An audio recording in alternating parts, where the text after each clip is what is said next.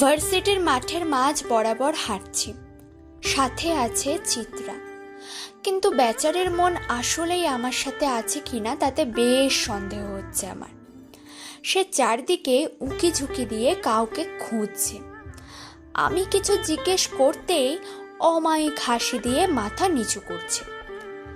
আমার চোখও যে চারপাশে কাউকে খুঁজে বেড়াচ্ছে না তা কিন্তু নয়, আমিও খুঁজছি শুভ্রকে। জানি পাবো না, তবুও খুঁজছি, যদি পেয়ে যাই। একটাবার যদি ওনার নেশা ভরা চোখের দেখা মেলে। কিন্তু বারবারই হতাশ হতে হচ্ছে আমার। এই যে আমি এখানে জ্বলে মরছি, ওনাকে একবার দেখার জন্য পাগল হচ্ছি, ওনার কি সেদিকে খেয়াল আছে? সে নিশ্চয়ই বইয়ের সাগরে হাবুডুবু খাচ্ছে এখন। এত বইয়ের মেলায় রোদ নামক বইয়ের কথা তার কি মনে আছে? নিশ্চয়ই নেই। একটা দীর্ঘশ্বাস ফেলে সামনে তাকাতেই দেখি কেমিস্ট্রি ডিপার্টমেন্টের শিশির স্যার। আমাদের ভার্সিটির সবচেয়ে ইয়াং স্যার বলা যেতে পারে ওনাকে। দেখতে একদমই বাচ্চা বাচ্চা লাগে। গায়ে সাদা শার্ট, কালো প্যান্ট, হাতে কালো ডায়ালের ঘড়ি আর কালো ব্যাগ, চোখে কালো ফ্রেমের চশমা, বেশ গোছালো। আমরা কাছাকাছি যেতেই হাসি মুখে বললেন, গুড মর্নিং গার্লস। ওনার কথায় আমি আর চিত্রা দুজনেই থতমত খেয়ে গেলাম। উনি খুবই স্বল্পবাসী ব্যক্তি। ওনার সাথে আমাদের কোনোদিন সামনাসামনি দেখা হয়নি বললেই চলে। ভার্সিটির এত এত মেয়ের মধ্যে আমাদের মতো অপরিচিত মেয়েকেই কেন যে ওনার গুড মর্নিং জানাতে হলো কে জানে। চিত্রা তো রীতিমতো কাঁপছে, আমার হাত খামচে ধরছে সে। আমি ভুরু কুঁচকে চিত্রার দিকে তাকালাম। ওর এই বাড়াবাড়ি ধরনের নার্ভাসনেসের কারণটা কিছুতেই বুঝে উঠতে পারছি না আমি। তারপর স্যারের দিকে ফিরে হাসি মুখে থেমে থেমে বললাম, গুড মর্নিং স্যার, ভালো আছেন? Yeah, I am good. তো তোমরা কেমন আছো? জি স্যার, ভালো। গুড। তোমার নামটা জানো কি? রোদেলা, রাইট? Break girl. ভার্সিটির প্রথম দিনই সিনিয়রের গালে চড়। I like it. স্যারের কথায় বেশ অপ্রস্তুত হয়ে পড়লাম আমি। উনি কি আসলেই আমার প্রশংসা করছেন নাকি খোঁচা দিচ্ছেন বুঝতে পারছি না।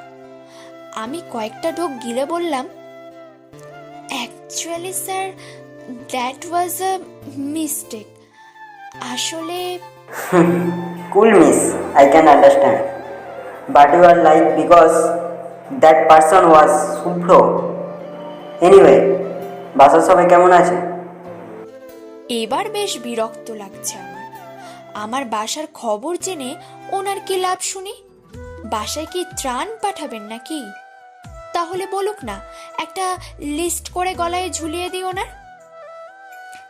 এদিকে চিত্রা খামচাতে খামচাতে হাতের অবস্থা বেকাহিল করে তুলেছে।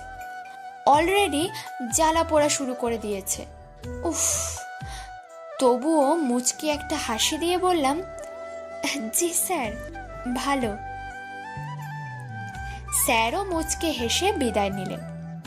ওনার মুখের প্রশান্তি দেখে মনে হচ্ছে আমার বাসার মানুষ ভালো আছে শুনে তার সকালটা আজ ধন্য হয়ে গেল।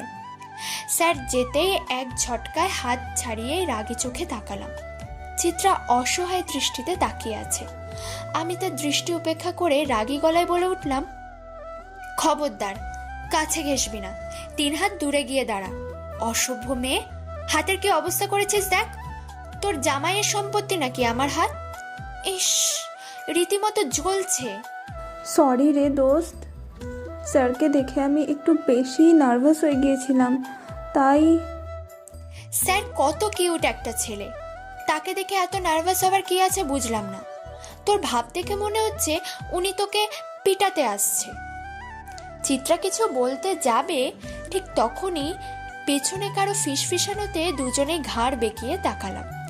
আমাদের থেকে কিছুটা দূরে দাঁড়িয়ে রাতুল ভাইয়া ফোনে ফিসফিস করে কথা বলে চলেছেন। আমরা ভুরু কুঁচকে কান খাড়া করতেই কানে এলো, দুলা ভাই তো ভাই, ভাবি শিশির স্যারকে কিউট বলেছে 1 মিনিট আগে।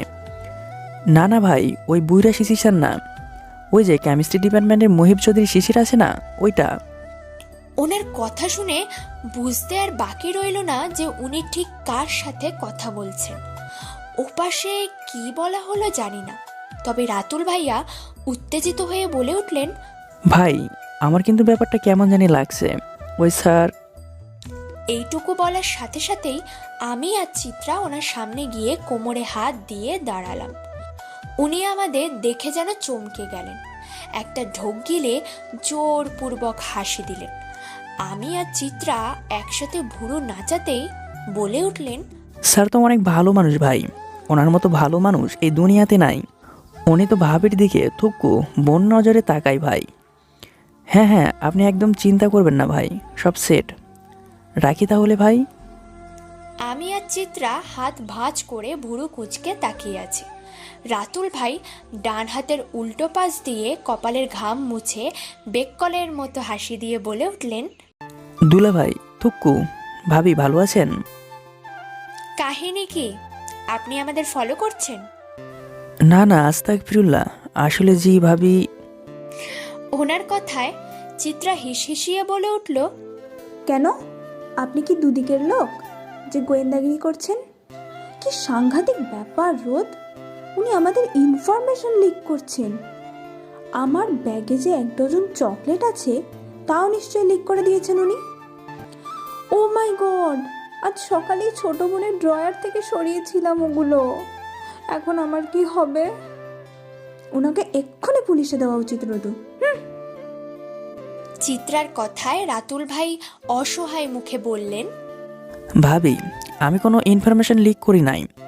ভাই আমাকে বলেছে আমি যেন ভার্সিটিতে থাকাকালীন আপনার পেছনে ছায়ার মতো লেগে থাকি, আর 1 ঘন্টা পর পর আপনি কি করেন, কার সাথে কথা বলেন সব রিপোর্ট করি, নয়তো মায়ের কঠিন মার, একদম হাড় গুঁড়ো করা টপিক মার। ভাবি আমি শুধু মার থেকে বাঁচার জন্য ফলো করছিলাম, কসম ভাবি।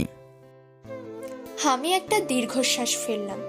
শুভ্রকে এই মুহূর্তে জাস্ট খুন করে ফেলতে ইচ্ছে করছে আমার। একে তো নিজে বইয়ের রাজ্যে ডুবে আছেন, তার উপর আমার কাছে পাঠিয়েছে এক জলদস্যু। ভাবা যায়? দুপুরে খাওয়া দাওয়া শেষ করে মাত্রই বিছানায় গা এলিয়ে দিয়েছি, ঠিক তখনই ফোনটা বেজে উঠল। বিরক্তিতে কপাল কুঁচকে এলো আমার। এই ফোন অলওয়েজ রং টাইমেই বাজে, কেন কে জানে? ওয়াই? ফোনটা হাতে নিয়ে স্ক্রিনে তাকাতেই দেখি আননোন নাম্বার। মনে মনে প্রতিজ্ঞা করলাম, এই ব্যাটাকে ইচ্ছে মতো ঝাড়বো আজ। আমার ইচ্ছেই 1 বালতি জল ঢেলে দিয়ে ওপাশ থেকে অস্থির গলায় বলে উঠল, রোদ পাখি, জাস্ট 5 মিনিট, আমি তোমার সাথে জাস্ট 5 মিনিট কথা বলতে চাই। একদম টাইম নেই বুঝলে, এত পড়া, উফ। আবার তোমার ওই কণ্ঠটা না শুনে থাকতেও পারছিলাম না, একদম নিঃশ্বাস আটকে আসছিল আমার। এত জ্বালাও কেন আমায় বলো তো? কলিজাটা পুরো ভাজা ভাজা করে দিলে আমার। আপনাকে জ্বালাচ্ছি? আর আমি? ইম্পসিবল। সারাদিনে একবারও আপনার সাথে দেখা হয়নি আমার, তাহলে জ্বালালাম কিভাবে শুনি? আমার কথায় হয়তো হাসলেন উনি, কিছুক্ষণ পর বলে উঠলেন, তুমি তো প্রাণও নাসেনি, দূর থেকেও খুন করে দিতে পারো আমায়। তার মধ্যে বসে আছো আমার বুকের এই মধ্যেখানটায়, আর ক্রমাগত আঘাত করে চলেছো। এই মেয়ে, সত্যি করে বলো তো, মায়া দয়া কিছু নেই বুঝি তোমার? ওনার কথায় থতমত খেয়ে গেলাম আমি। কি বলবো বুঝে উঠতে পারছি না একদম। আচ্ছা, আমি কি লজ্জা পাচ্ছি? মা, আমি তো সত্যিই লজ্জা পাচ্ছি। ইস! নিজের লজ্জাকে ধামাচাপা দিয়ে মিনমিন করে বলে উঠলাম, আমার যথেষ্ট দয়া মায়া আছে। আপনি জানেন আমি সবাইকে কত হেল্প করি। ভিক্ষুককে ভিক্ষাও দিই, যারা মিথ্যে বলে ভিক্ষা চায় তাদেরও দিই। তাহলে আমি নির্দয় কি করে হলাম বলুন?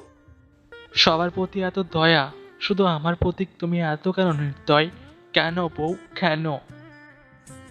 ওনার মুখে বউ ওয়ার্ডটা শুনেই কেঁপে উঠলাম আমি। কথাগুলো আটকে গেল গলায়, তবুও কাঁপা গলায় বললাম, কি চাই আপনার? কি করলে নির্দয় থেকে সহৃদয়বান হব আমি? তোমাকে চাই। এই তুমিটাকে দিয়ে দাও, আমায় দেবে বলো?